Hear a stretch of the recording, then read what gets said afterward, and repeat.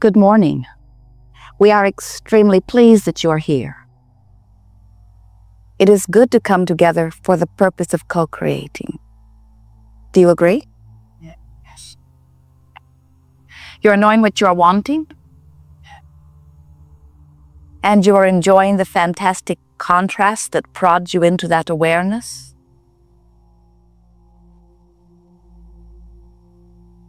Oh, especially that. You are remembering that you are leading edge creators. You are feeling the importance of your perspective. We want you to. As you are here on the leading edge, with all of the variety of perspectives that you hold, you literally summon Source forward. And in the process of your contrasting, comparative, evaluating, focusing is the best word, experience, you literally summon Source. Do you know that? In your physical format, you have an expression that you often say or hear, which says, ask and it is given. But there are few of you who really understand the full meaning of that. A fuller meaning than you may realize is every small preference or every loud cry, every wish for everything is answered. You can't even hint at a desire that all that is does not move circumstances and events in heaven and earth in order to accommodate you. And sometimes when our physical friends hear us say that, they say, Abraham, what planet are you focused on? Because there are so many things that I have wanted, or those around me have wanted, that do not appear to be being answered. So many requests that seem unanswered. How can you say, ask and it is given? And we say, because when you ask, it is given. You may not be letting in what you are asking for, but it is being given. And then you say, that makes no sense to me. Why would I, of all people, who wants this more than life itself, not let in what I'm asking for? And we say, it is because this is a vibrational universe and you do not understand your own vibrational nature. If you have desires that are not being fulfilled, it can only be for one reason. You are not a vibrational match to your own desire. Well, that's easier to understand, isn't it? Because when you are standing in the pain of sickness, or in the discomfort of not enough money, or in the heartbreak of a failed relationship, you cannot possibly be a vibrational match to what you're asking for. When you want more money, you can't be in fear of debt or not enough money. When you want wellness, you cannot be embroiled in the vibration and the trauma of an illness. Because in this universe that is vibration-based and managed by law of attraction, you cannot offer one vibration and be a receiver of another, any more than you can set your radio on 98.6 and hear the music that's being offered on 101 FM. Vibrations must match up. So how do you, in your physical format, go about matching up vibrations? How do you know what your vibrational content is? You can feel it. When you are in alignment with your source energy, you feel what you would call positive emotion. Feels like joy, feels like appreciation, feels like passion, feels like eager romping through life experience. Watch the little ones, they still remember. When you feel fear or anger or frustration or blame or guilt or any of those emotions that you describe as negative emotions, that is your indicator that you're not matching up, not right now. It doesn't mean you're failing. It doesn't mean you are inappropriate. It doesn't mean you're wrong. It means you're not a vibrational match to what you're asking for. So how does this happen? How does it happen that people, person, you, could be a mismatch to wellness. Well, you could be talking about illness. You could be gathering statistics about it. You could be focusing on those who are sick. You could be looking at your own physical condition. So how do you go about offering a vibration that matches what you want? You do it by thinking about what you want, by talking about what you want, by pretending that you already have it, by imagining that it is done. But sometimes the trouble with that, if you really, really, really want something, is when you think about this thing that you want, what really happens is that you activate the vibration right where you are. So instead of moving closer to what you are wanting, you just aggravate where you are. So then you say, well, I'll try harder. But that only aggravates it more. And so then we say to you, you got to come to terms with what your dominant vibrations are. You've learned them over a period of time. Some call them beliefs. Some call them core beliefs. That makes them sound really unchangeable. We prefer to call them dominant vibrations, and we even prefer to explain that the reason that a vibration is dominant is just because you've practiced it quite a bit. In other words, you've activated that thought on a pretty regular basis, and law of attraction is helping you out by now bringing you more thoughts that are like the thought that you keep activating until pretty soon that's just the easiest way for you to go. Not because you want to, not because it's the best thing for you, not even because it feels good, but just because that's what you've been doing. So when we ask you, of these choices, which feels more like you? In this set of dominant beliefs, when you think of money or abundance, financial abundance, does it feel like freedom and adventure to you, or does it feel like struggle? Does the subject of money feel like elation or fear?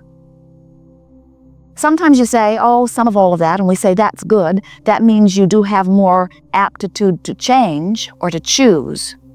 When we ask you about your dominant relationship, does it feel like fun or bondage? When we ask you about your body, do you feel sure-footed? Do you feel vulnerable? You can tell how you feel. You can tell how you usually feel. You know, if you'll stop to think about it, where your dominant vibrations are. And we're wanting to soften the idea of a dominant vibration by saying, it's just the vibrations that you've activated most. So you say, well, if it's just a matter of activating a vibration, then I suppose I could deactivate those that aren't serving me. We say, go ahead. So you say, all right, I'm going to deactivate that vibration. But you didn't, you activated it. So you say, I'm not going to think about that anymore. I'm going to deactivate that. But you've just activated it again. So how do you deactivate a vibration so that it is no longer continuing to be or become a dominant vibration? The only way that you can deactivate one vibration is by activating another. Because this is a universe that is based on inclusion, not exclusion. So when you say yes to something, you include it. When you say no to something, you include it. So when you say, I'm not going to activate you anymore, you've just done it. And the more you don't want to activate it, the more you activate it. There's a war on drugs, a war on terrorism, a war on crime, a war on teenage pregnancy, a war on cancer, a war on all kinds of things, and every one of them getting bigger.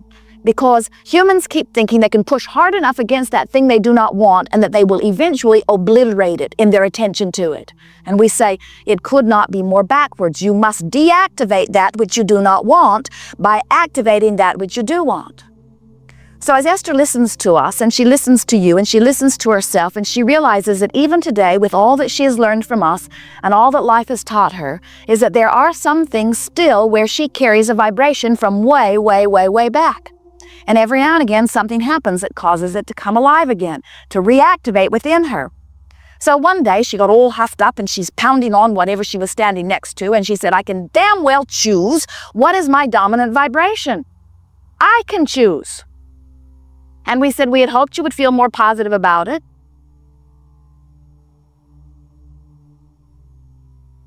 But step one is good too. Because you do have to reach this place where you decide you're going to choose. And when you decide you're going to choose, what that means is you're going to start directing your thought. You are going to start setting vibrations in motion. You're going to deliberately choose the sequence of thoughts until law of attraction can get hold of it and help you along. And before you know it, you are offering vibrations deliberately rather than by default. And when you begin to offer your vibration deliberately, then you can proudly proclaim, and you will feel it from the very fiber of your being, that you are a deliberate creator. It turns out that what deliberate creating really is allowing the well-being that is natural to you. But it's not the easiest thing in the world to allow the well-being that is natural to you when you're already standing in the middle of something that you don't want, because almost all of you give most of your vibrational offering in response to something that you're observing. So if you're standing in the middle of something that pleases you, then you're offering a vibration that matches it and you're attracting more like it. But if you're standing in the middle of something that doesn't please you, then you're offering a vibration that matches it and you're attracting more like it. What we notice as we watch so many of you is that you are living very good lives. The basis of your expectation is really in a very good place. Look at how you live. There is so much more that is working in the way you want it to than is not. That as you are here in this leading edge forum, really wanting to be the creator of your own experience, we are here to help you fine-tune. Because from our perspective, there is no reason ever that you should live anything other than that which you are choosing to live. We just want you to know what you are choosing and how you are choosing it. We want you to know that everything that is manifesting in your experience, every emotion that you feel, you are choosing. Sometimes it doesn't feel like it, you say, and we say, well, that is only because you are not choosing enough on purpose to recognize when you're not choosing on purpose. In other words, if you are just giving your attention to whatever is out there, there's a lot of things out there. There are pleasing things and not pleasing things. So in order to help you sort of sort that out, we have some questions for you. And we would like you to choose. You can speak out loud if you want to. It doesn't matter if you do. We would like you to choose of these two choices, which feels more like you. Do you choose truth or not truth? Do you choose feeling good or feeling bad? Do you choose truth or feeling good? We hear your words. We read your vibration. It's a mind twister, isn't it? Because you never really thought about it in that way. You've been trained to tell the truth. And you want to feel good. But when it comes right down to it, and your choice is to tell it like it is, or to tell it in a way that would feel better, almost without exception, you feel mandated to tell it like it is.